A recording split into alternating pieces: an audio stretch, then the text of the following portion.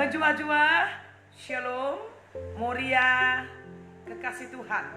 Salam sehat, salam tangguh untuk kita semua. Mulai minggu indah, kita RPA Moria, iba sektor ta masing-masing. Maka mindo kami gelahmin, adik kita bengket kubas PA Moria, enggomin si oge pustaka si badia.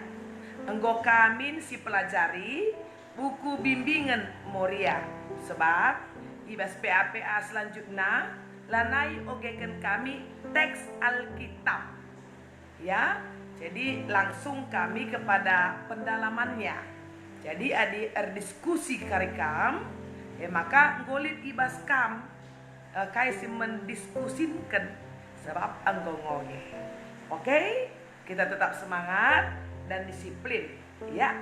Saudaraku yang terkasih, Moria yang cantik, Moria yang hebat. Di minggu ini, tanggal 14 sampai 21 Februari 2021, teks Alkitab kita adalah Amsal pasal 24 di ayat 3 sampai kepada ayatnya yang ke-6. Amsal 24 3 sampai 6 dengan tema palas kegeluhan cabu atau dasar kehidupan keluarga.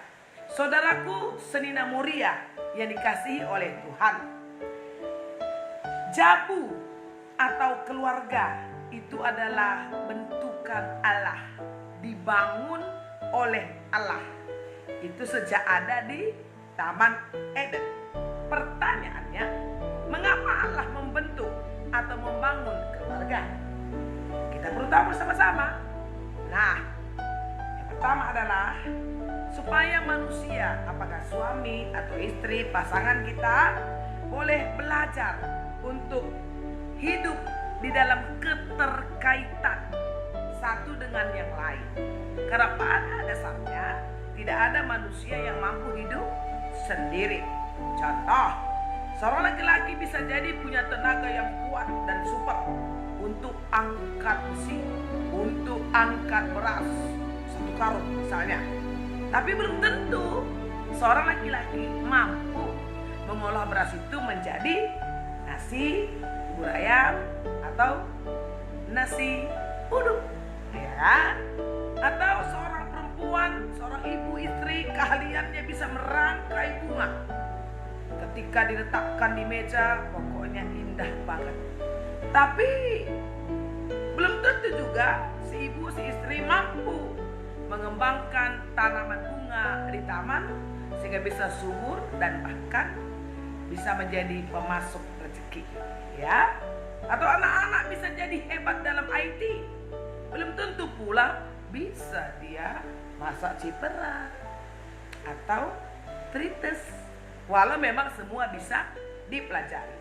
Jadi dengan adanya keluarga senina Moria, maka akhirnya kita bisa saling melengkapi, saling peduli, saling mengisi, dan saling membangun. Terlebih, keluarga itu menjadi kekuatan untuk meneruskan, ya ingat, meneruskan keturunan yang berkualitas.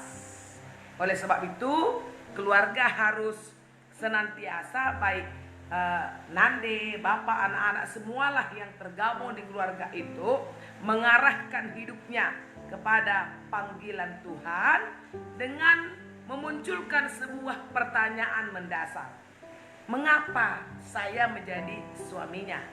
Atau mengapa saya menjadi istrinya? Mengapa saya ini ditempatkan di sini mendampingi dia? Apa adanya dia? Jadi pertanyaan ini perlu berulang-ulang kita refleksikan supaya kita tidak pernah menyesali keberadaan kita, eksistensi kita ketika jadi istrinya gitu loh. Ketika menjadi ibu dari anak-anak kita atau menjadi menantu ya dari bibi dan bengkila, ya. Dan kita bisa akhirnya mendapatkan sebuah tujuan yang sangat-sangat amazing. Mengapa saya misalnya istri atau ibu ada di sini mendampingi keluarga ini gitu. Itu perlu berulang-ulang ya. Nah, selanjutnya saudaraku Senina Muria, sesuai dengan kitab Amsal yang kita baca hari ini, Amsal 24 ayat 3 sampai 6. Amsal ini kan berisi pengajaran hikmat ya, yang disampaikan oleh Raja Salomo. Jadi Amsal ini menekankan kepada Muria, kepada istri, ibu atau saya juga sebagai pendeta perempuan, ya, di dalam keberadaan kita ya adalah bagaimana kita ini di dalam membangun. Kalau di Alkitab dikatakan membangun rumah, ingat kata rumah ini bukan bangunannya ya, bukan atapnya, tiangnya, bukan. Kata rumah ini lebih kepada keluarga ya. Jadi ditekankan saudaraku di Amsal pasal 24 ini di ayat 3 bahwa hikmat itu ya itulah yang menjadi dasar dari sebuah keluarga. Hikmat dari Allah. Bagaimana Salomo di dalam menata pemerintahannya, di dalam kepemimpinannya, itu oleh karena hikmat Allah yang dia terima dan dia berlakukan. Akhirnya dia menjadi raja yang berhasil. Tetapi ketika Salomo tidak pakai hikmat Allah, dia pakai hikmatnya, dia pakai hikmat duniawi atau bisik-bisik daripada orang-orang tertentu yang punya kepentingan tertentu, Salomo gagal. Israel hancur. Oleh sebab itu, saudara yang terkasih, di dalam membangun keluarga, dasarnya adalah hikmat. Selama Taman Eden dikelola oleh Adam dan Hawa dengan hikmat Allah, dengan panggilan Allah, Eden kan terjaga kan? Tetapi ketika Hawa mendengarkan bisikan iblis, ya kan? Hawa yang dibisiki iblis, akhirnya Hawa memberi dampak negatif kepada Adam, kan begitu nih. Jadi menular ya kan? Maka Taman Eden juga akhirnya tak terkelola dengan baik. Keluarga tak terkelola dengan baik. Kain dan Abel akhirnya menjadi keluarga sedarah nih ya, yang bertikai, yang berakhir dengan kematian saudaranya sendiri. Itu kalau hikmatnya hikmat duniawi. Senina-senina Muria. Jadi mari dengan hikmat Allah itu, maka Muria akan menjadi orang yang punya pengertian, menjadi orang yang pandai, kata Amsal ini kan.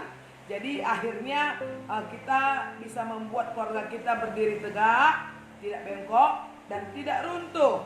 Dan biasanya istri atau perempuan yang hidupnya dengan dasar hikmat Allah, maka dia akan memenuhi keluarga itu, ruang-ruang keluarga itu dengan sesuatu yang berkualitas. Ya, berkualitas.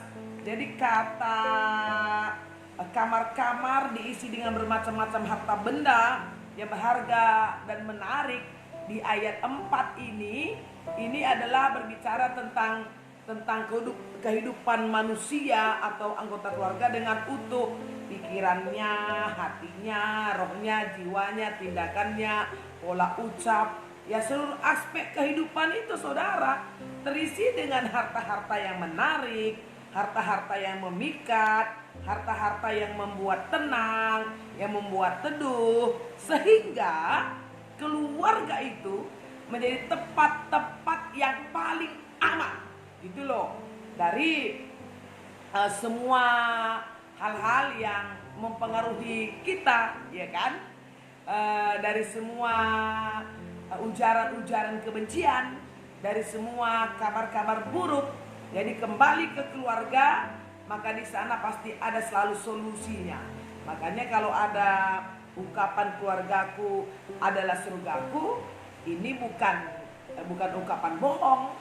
Jadi selama keluarga itu adalah surga, berarti tempat itu pasti menjadi tempat kita berteduh, ya kan? Baik suami, baik istri, baik anak-anak, baik semua orang. Jadi saudaraku, dengan hikmat itu kita punya otoritas, ya. Muria Fernanden itu punya otoritas atau wibawa. Bayangkan, ya kita sebagai perempuan, sebagai istri, ya yang dalam katakanlah dalam penilaian sosial budaya ya warga kelas 2, itu usah dipersoalkan lah ya. eh, bayangkan kita punya wibawa. Orang punya wibawa itu gimana biasanya? Dia tegak, ya kan? Dia tegak. Dia bukan orang yang menunduk lesu, bukan orang yang selalu mengeluh, putus asa, menyesali nasib. Tidak.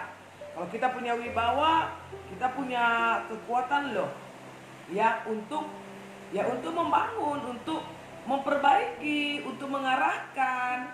Dan ingat, wibawa yang Allah berikan kepada kita itu bisa menentukan arah daripada rumah tangga kita. Jadi peran kita Senina-Senina Muria sangat sentral sekali. Ingat itu, sentral sekali. Jadi pastikan diri kita dengan dasar hikmat Allah itu tadi, ya kan? Kita ini menyelamatkan keluarga, pahlawan di tengah-tengah keluarga. Suami merasa tenang, anak-anak merasa nyaman, mertua kita, pokoknya semua keluarga kita merasakan ada aliran yang sangat membuat dia boleh mengalami perkara-perkara yang indah dalam hidupnya. Jadi mari Senina-Senina Muria, tunjukkan peranmu, tunjukkan karyamu. Apalagi menghadapi pandemi COVID-19 dengan semua dampaknya. Kebayang nggak kalau semua stres? Suami stres karena pekerjaan, anak-anak stres karena daring. Ya Fernanden jangan pula lah stres gara-gara akhirnya kan kita lebih banyak di rumah nih ya. Jangan stres dong, nikmati zona dapurnya. Keluarkan kepandaian kita. Sudah setahun ini kan kita hidup dalam COVID-19. Seharusnya Muria sudah tambah ilmu kan? Ya sudah dong. Sudah tambah pandai? Ya sudah. Sudah tambah smart? Ya sudah.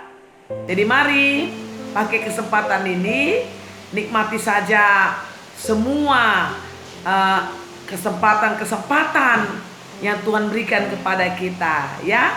Dan tetap setia, tetap mengikuti semua program-program gereja kita, program Moria. Dan Moria itu dipakai oleh Tuhan untuk mengingatkan ibadah-ibadah, mengingatkan persembahan-persembahan, mengingatkan jadwal-jadwal. Tuh Moria tuh luar biasa kalau di bagian yang ini. Oke, senina-seninangku, di bata masuk-masuk kita Kerina, jumpakah kita minggu depan. Tetap semangat, salam sehat, dan salam dahsyat.